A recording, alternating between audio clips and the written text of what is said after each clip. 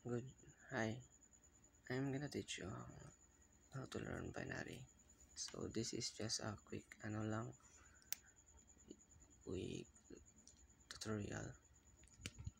So this is binary. Binary is starts to 0 to 111. As you can see na ano siya, naman siya pagkuan convert. Makita niyo siya numbers. Try to remember nga. Take note nga kana siya ang kuan. And I'm gonna mo din ang mga basic mo din ang mga kuan nga sa mga binary to mo na din ang uban ang kuan sa binary. Then binary to decimal. So each the binary digits represent the power of 2. Start from rightmost digit. So ang diri is 0 1 times 2 0 mo na siya self 2 mo na siya, then power self 2 kabalo na mo ana siya diri up. Then sa binary to octal, so kani binary to octal easy ra gid kay ni siya kay group binary digits into 3 from right, then convert each group to decimal. One example sa binary, ang binary given is 101 101. So ang ganyan siya pag group from right to decimal, dapat mo siyang ibuwag kay i-group man mo siya into 3. So ang 101 pag butang na to diri ang 101 is 101 kay may mo siya na, di ba? Ang 101 is 5. O mo na siya imo siya papangitaon dito sa binary nga kuan language siya 101 101. So pag kuan mo siya may mo din siya 55 binary to hexadecimal. Kani sa binary to hexadecimal group binary digits into 4 groups from the right, then convert each group to hexadecimal. For example, diri mo ni siya as you can diri imo na siya is 1 10 10 mo siya 10 10 dra siya magsugod to right.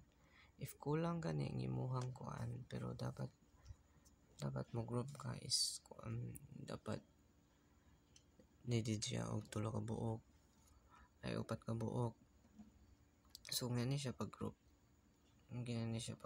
pag nakay kulang nga ng mga kuan para mabuo siya mag-add kag 2 zeros para may mo siya 4. So mo ni siya 0 0 11 is 2 3 and 10 10 is a. So pag kuan mo pag kuan mo sa hexadecimal mo ang mulugwa 3a.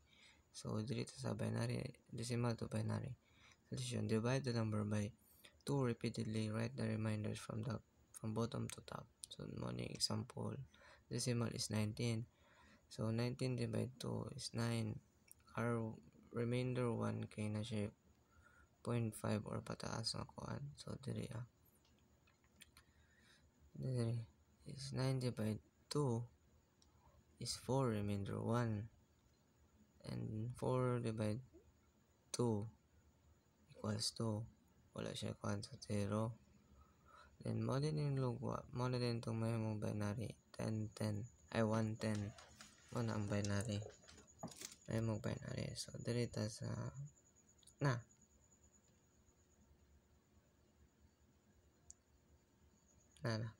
ay napaday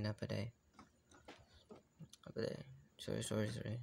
So continuous pa siya manto siya may mong 0 0 ng calculation. 4 divided 2 is 2, remainder 0, then 2 divided 2 man siya equals 1, remainder 0.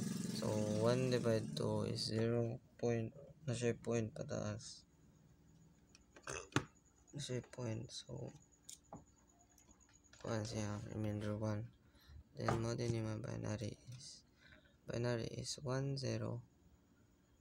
Dapat magkuan ka is dapat sa ubos ka magkalklo from bottom to top. binary is 10011, ano siyang binary. Then binary to decimal. Data sa decimal to octal. Divide the number by 8 repeatedly. Write the remainders from bottom to top. Sample. Decimal is 25. 25 divide 8 is 3, remainder 1. 3 divide 8 equals 0, remainder 3. So magkuan ta from bottom to top man siya pagkuan. So pag kuan siya, ang result is 31 ang octal. Decimal to hexadecimal. Explanation. Divide by 18 repeatedly. Convert remainders to hexadecimal values. Siya. Ano yung mga hexadecimal values? Example. Decimal is 26. 26 divide 26 divide 16 is 1. Remainder 10. Then remainder 10 is 10. Remainder is equals 1. So na siya remainder. So 10 anya mo din siyang 16 divide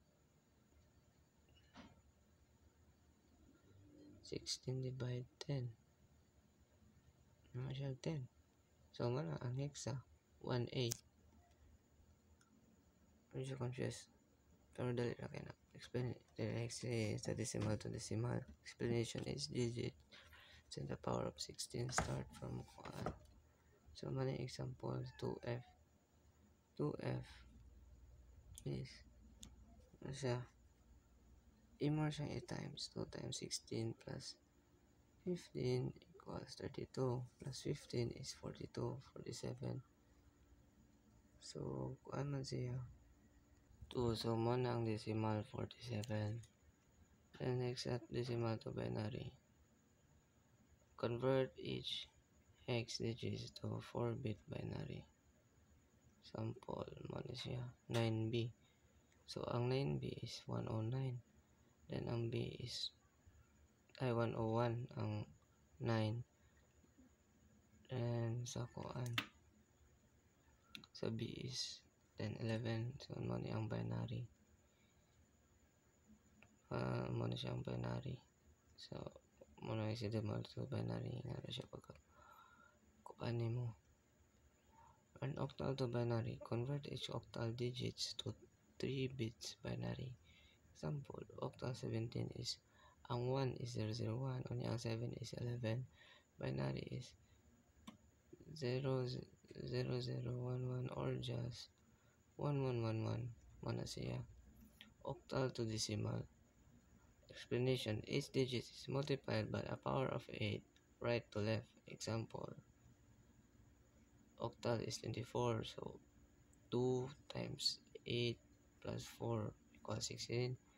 Plus 4 is 20. So mana siya ang kuan. Octal to decimal. So